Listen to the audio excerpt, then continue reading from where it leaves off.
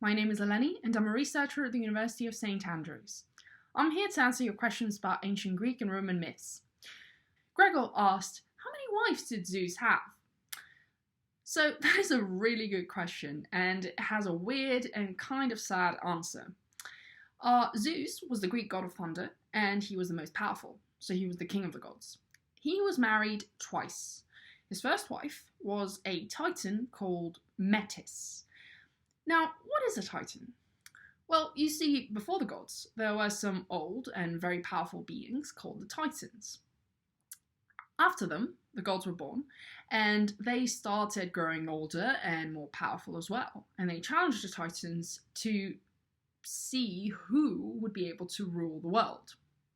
The gods won, and they chose Zeus as their leader. Zeus wanted to be able to lead with wisdom on his side, because a wise leader is more difficult to beat. So he married Metis. Now, Metis in ancient Greek literally means wisdom, so he would literally have wisdom on his side by being married to her. The issue was, he didn't really want wisdom on his side, he wanted Metis's wisdom to become his own. So he came up with a little trick. You see, gods and titans had all sorts of crazy powers. So he challenged her to a competition, and he said, well, let's see who can turn into the smallest animal possible. And she said, oh, no big deal, and turned into a fly.